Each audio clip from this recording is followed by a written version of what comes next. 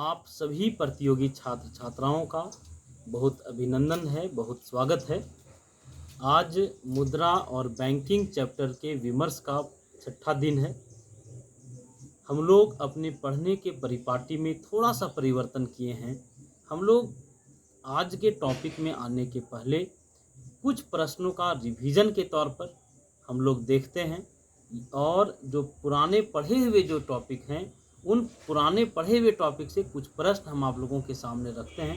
सुमन, कुछ प्रश्न हम तुमसे पूछेंगे, एकदम जल्दी जल्दी से उन प्रश्नों का जवाब देना है, एकदम समय नहीं लेना है, उनका जवाब देते चलना है। चलो बताओ, योजना एवं विकास विभाग का गठन 1944 में हुआ था। कब हुआ था? 1944। आपको बताना है इस विभाग को बंद कब किया गया? 1946 में। बिल्कुल सही है। योजना एवं विकास विभाग का गठन 1944 में हुआ था और इस विभाग को बंद कर दिया गया 1946 में। चलिए अगला प्रश्न है सुमन, जन योजना के प्रतिपादक कौन थे? M.N. राय। बिल्कुल सही, जन योजना के प्रतिपादक M.N. राय हैं। बताइए, गांधीवादी योजना के प्रतिपादक कौन है? श्रीमन नारायण। बिल्कुल सही, गांधीवादी योजना के प्रतिपादक श्रीमन नारायण हैं। बताइए, सर्वोदय योजना के प्रतिपादक कौन है? सर्वोदय योजना के प्रतिपादक ऑप्शन दे। जयप्रकाश नारायण, श्रीमन नारायण, M.N. राय, इनमें से कोई नहीं। तो हम बता दें सुमन, बोले सर, एक बार फिर से क्वेश्चन पूछ सकते हैं? सर्वोदय योजना के प्रतिपादक कौन है? जयप्रकाश नारायण, श्रीमन नारायण, M.N. राय, इनमें से कोई नहीं। जयप्रकाश नारायण। बिल्कुल सही, सर्वोदय योजना के प्रतिपादक जयप्रकाश नारायण है। और अंतिम प्रश्न सुनिए। प्रश्न है, योजना आयोग का गठन कब किया गया? 15 मार्च 1950। बिल्कुल सही, 15 मार्च 1950 को योजना आयोग का गठन किया गया। चलिए हम लोग आज के परिचर्चा को शुरू करें। हम लोग पिछले क्लास में आप लोगों के सामने एक प्रश्न रखे थे। प्रश्न था, स्मार्ट मनी शब्द का प्रयोग होता है। इसके ऑप्शन दिए गए थे, इंटरनेट बैंकिंग में, क्रेडिट कार्ड में, बैंक में बचत खाता में, बैंक में चालू खाता में। और आप बहुत सारे प्रतियोगी छात्रों ने इसका जवाब दिया है। उज्जवल, अनुराग, कृष्णा सर, कविता, ललिता, हेमंत, जावेद, अमीशा, कुणाल, नाजिया और मनोज सर, आप सभी लोगों ने बताया कि स्मार्ट मनी शब्द का प्रयोग क्रेडिट कार्ड में किया जाता है। बिल्कुल सही जवाब है। चलिए आज के परिचर्चा को हम लोग शुरू करें। सुमन, ध्यान से प्रश्नों को सुनो। पहला प्रश्न है सुमन, 1 रुपये के नोट पर किसके हस्ताक्षर होते हैं? 1 रुपया का पुराना नोट देखते हो?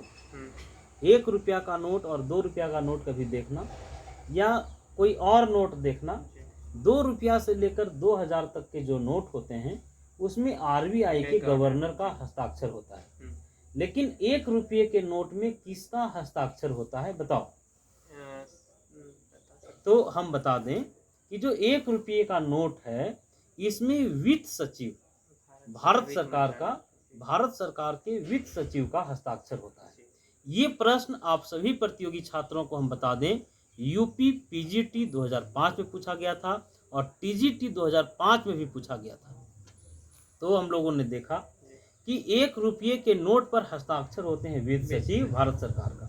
ठीक। और एक बात जानो सुमन, ये अभी हम लोग चर्चा किए कि जितने भी तरह के नोट होते हैं सभी नोटों पर, चाहे 2 रुपया का नोट हो, 5 रुपया का नोट हो या 2000 का नोट हो, सभी नोटों पर RBI के गवर्नर का हस्ताक्षर होता है। और शायद ये बात तुम जानते होगे कि जितने भी प्रकार के सिक्के हैं और 1 रुपया का जो नोट है ये जारी करता है भारत सरकार का वित्त मंत्रालय। ये भारत सरकार के वित्त मंत्रालय के द्वारा जारी किया जाता है। ठीक। लेकिन अभी 1 रुपये का जो निर्गमन है, 1 रुपये का जारी करने का जो काम है वो लगभग बंद सा है। ठीक। तो 1 रुपये का नोट और सभी प्रकार के सिक्के जारी कौन करता है? ये इसको निर्गमित करने का काम करता है भारत सरकार का वित्त मंत्रालय। और 1 रुपये के नोट में वित्त सचिव भारत सरकार का साइन रहता है सुमन।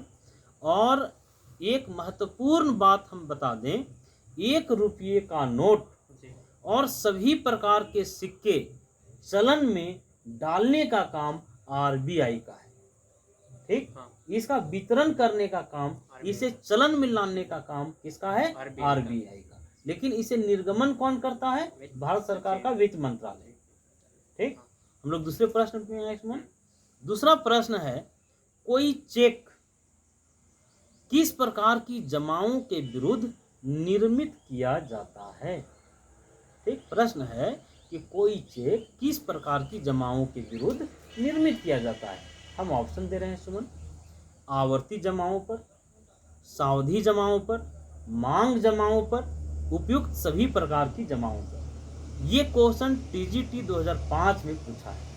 तो देखो सुमन, हम लोगों को बहुत ध्यान से जानना पड़ेगा कि आवर्ती जमा क्या है, सावधि जमा क्या है, मांग जमा क्या है, तब इसका हम लोग उत्तर दे पाएंगे।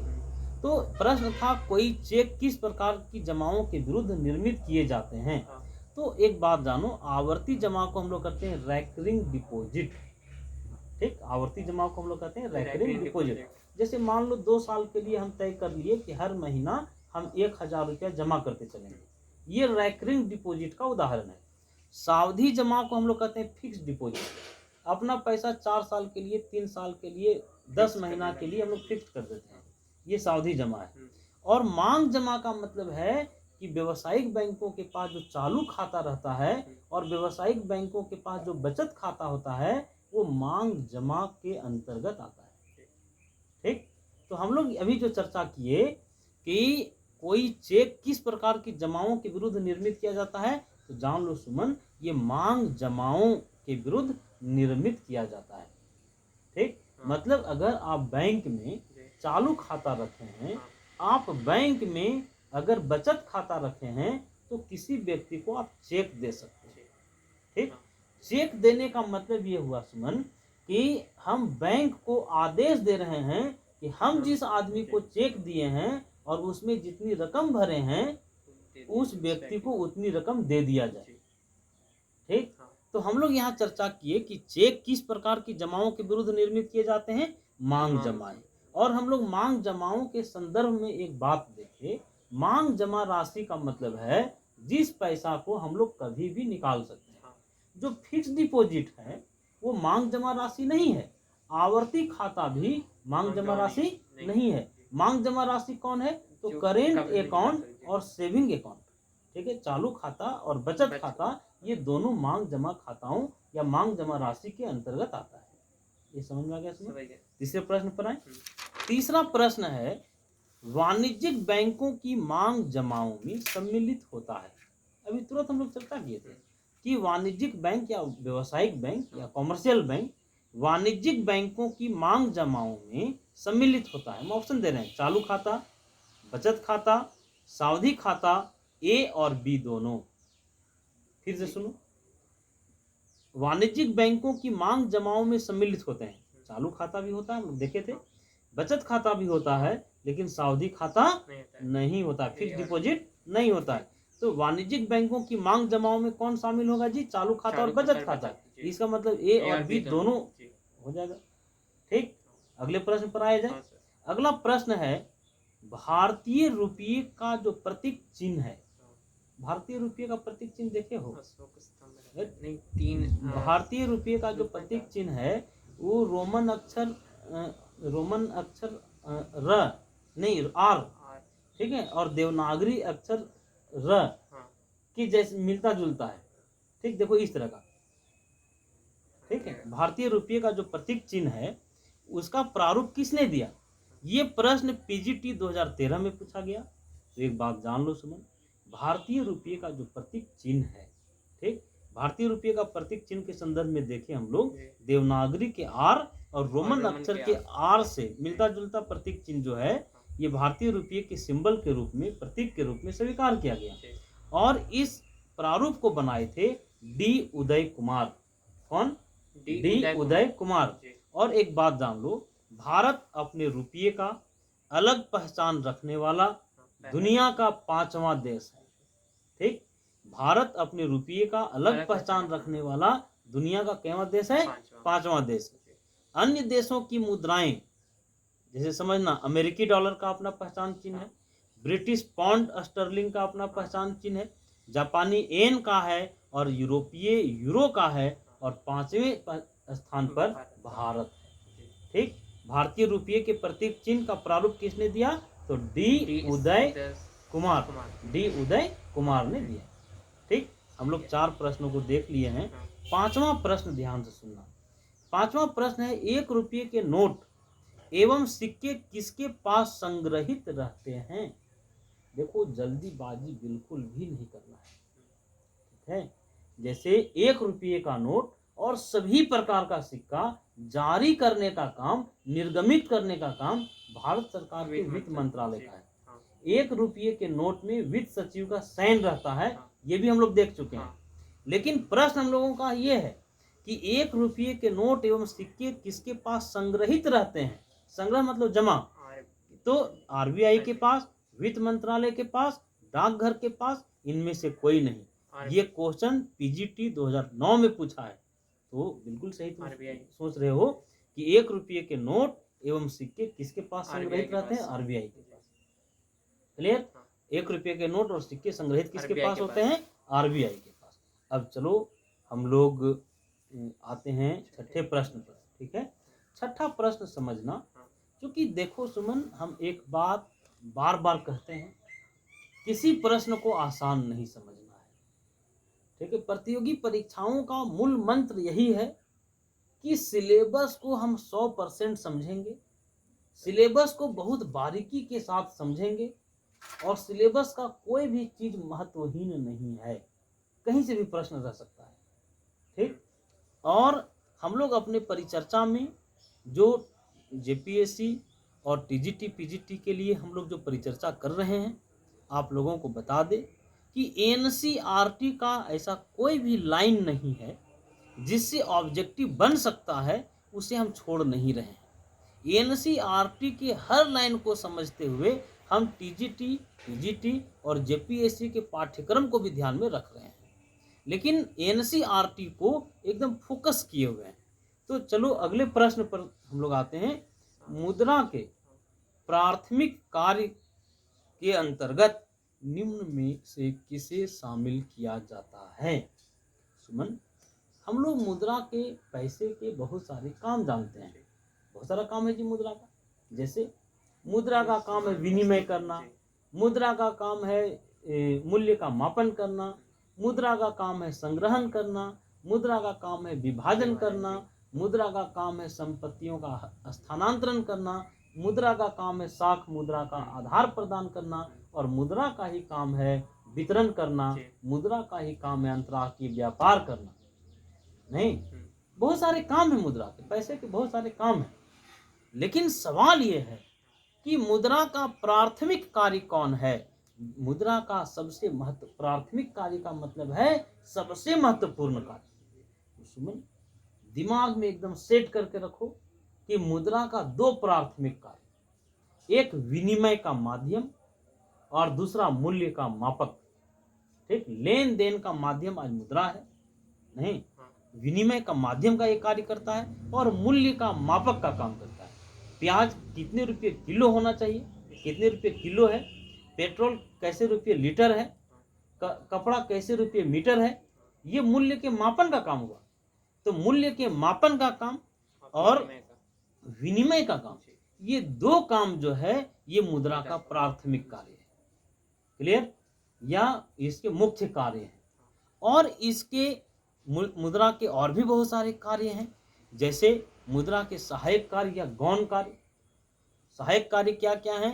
तो संचय करना, ठीक है, संचय करना, मूल्य का स्थानांतरण करना, ठीक है, और बहुत सारे ये काम उसके सहायक कार्य हो सकते हैं। लेकिन एकदम जान लो, मुद्रा के प्राथमिक कार्य 2 कौन कौन? तो विनिमय का काम करना और मूल्य का मापन करना। विनिमय का कार्य और मूल्य का मापन, ये मुद्रा के 2 प्राथमिक कार्य हैं।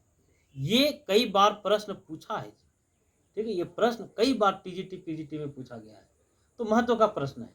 चलो अगले प्रश्न पर आते हैं सुमन, और ये अंतिम प्रश्न है आज के परिचर्चा का, ये अंतिम प्रश्न, ठीक है, ध्यान से समझना। मुद्रा के स्थैतिक और गत्यात्मक कार्यों का विभाजन किसने किया? तो मेमोरी बेस्ड क्वेश्चन है, कोई भी याद कर लेगा जी कि स्थैतिक कार्य और जो गत्यात्मक कार्य है मुद्रा का, इसका विभाजन कौन किया? तो इसका विभाजन किया पॉल एजिंग ने। पॉल एजिंग एक इकोनॉमिस्ट हैं। वो कहे कि देखिए, जो आप विनिमय का माध्यम की बात कर रहे हैं, मूल्य के संचय की बात कर रहे हैं, इसके अतिरिक्त भी पैसा दो तरह का काम करता है। तो कौन कौन सा काम भाई? एक स्थैतिक कार्य करता है और दूसरा गत्यात्मक कार्य करता है। ठीक, कौन कहा? Paul ageing. Paul ageing, ageing. ठीक, लेकिन अब थोड़ा सा हम लोगों को समझना है कि मुद्रा का स्थैतिक कार्य क्या है। मुद्रा का स्थैतिक कार्य का मतलब है सुमन कि जिससे मुद्रा अर्थव्यवस्था का संचालन होता है। मुद्रा के जिस कार्यों से अर्थव्यवस्था का संचालन होता है, जैसे मुद्रा विनिमय का काम करता है, मुद्रा संचय का काम करता है, मुद्रा संग्रहण का काम करता है, धन के स्थानांतरण का काम करता है। तुम्हारा मकान चतरा में है, तुम अपना मकान ले जाना चाहते हो बनारस, तो मुद्रा ये काम कर सकता है।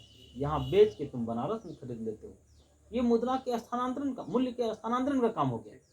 तो ये सारे काम जो हैं वो मुद्रा के स्थैतिक कार्य हैं। इन कार्यों से अर्थव्यवस्था में कोई हलचल उत्पन्न नहीं होता है, अर्थव्यवस्था में कोई गति उत्पन्न नहीं होता है।